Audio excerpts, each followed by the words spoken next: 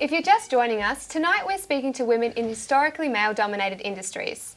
We also look back on how a Melbourne landmark case opened the door of opportunities for all women in employment thereafter. Back in the 70s, I would say that the attitude of society was, especially men, I guess, was essentially discriminatory.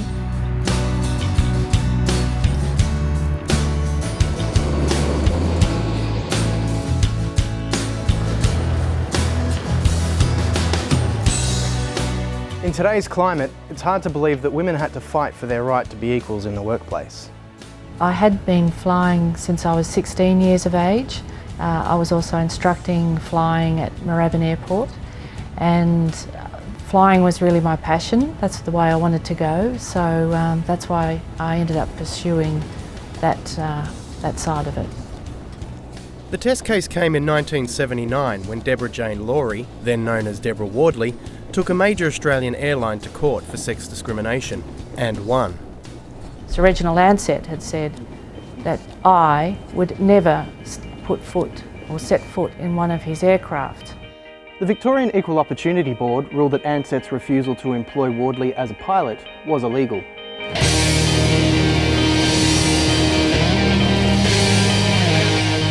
The hearing occurred in front of the board. The board found that Ansett had discriminated, and they placed several orders, one of which was that I had to be employed on the next intake with Ansett. And the Ansett legal team chose to appeal those orders initially through the Supreme Court, a few hearings at that level, and they lost each of those appeals, and they finally only had one avenue left, which was the appeal to the High Court, and that's why the case ended up in the High Court in October of 1979.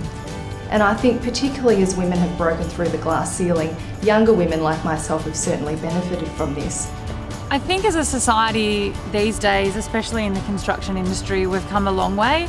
I'm one of quite a few women that are now working in industry, and there's quite a number, I guess, coming up behind me in graduate programs, which is fantastic. There needs to be some further work around not undervaluing women's work and ensuring that women are provided with professional development opportunities to ensure that they can progress and have equal pay. Everything goes these days, so not to be afraid of that, just to go for it. At the start of the 20th century, it was practically unheard of for a woman to be running a business. In fact, it wasn't until employment anti-discrimination laws were introduced in this country to protect women that we saw a shift in attitudes. Here visiting us tonight, we have a lady who has owned and operated her own businesses and stood for women and children's issues in the community.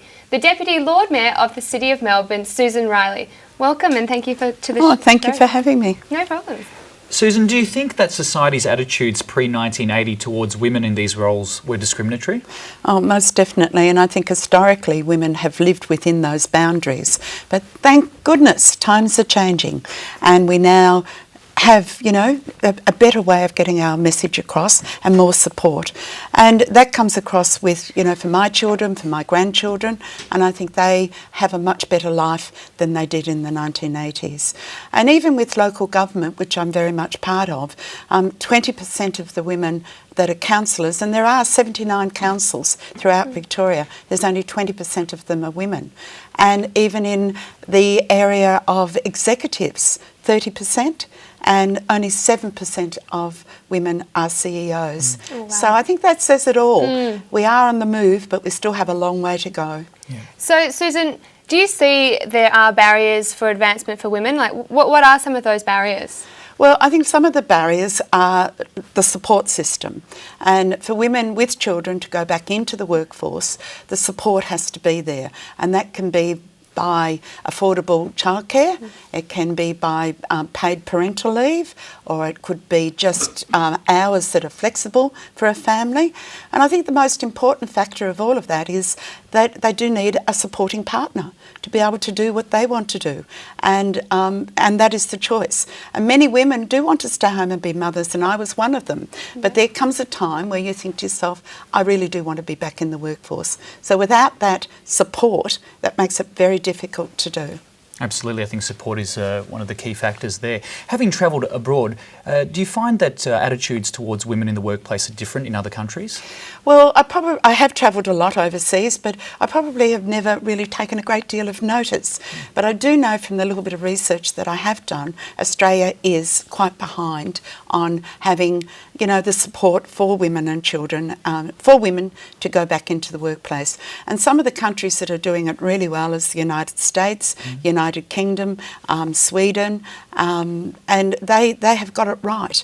And I hope that we can learn from those countries. And I saw on your website that you're a passionate supporter of women in businesses and that type of thing. What ways are you trying to support those people? Well, you know, having been in business in publishing for quite a long time, I found with local government it was the one way that I could make a little bit of a difference. And some time ago, former Lord Mayor John So said, "What do you want to do? You know, how are you going to make that difference?" And I thought, I'd like to have women in business lunches. And then he offered me his boardroom table, which was fantastic. But when I came to think about who could I invite, and I can honestly say I only knew about 10 women. And I thought, I'm really behind in this.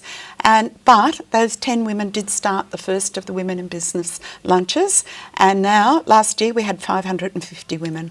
Oh, wow. So, you know, it's from small things, big things happen. And I'm very proud of that. But the other side of it is our International Women's Day. And that is about all of the women in Melbourne. All the countries of the world celebrate International Women's Day. And I think that is the one thing the city does well, and it's time to pat the women on the back to say you're here and you're doing your part in a very modern society. Well, it sounds fantastic. Susan, thank you very much for joining us here on Melbourne 22. Thank you. After the break, Youth Resource Officer Chris McGeechan is lifting children's spirits one cricket game at a time, and we'll commemorate Remembrance Day with a visit to the shrine. See you after these messages. You're watching Melbourne 22.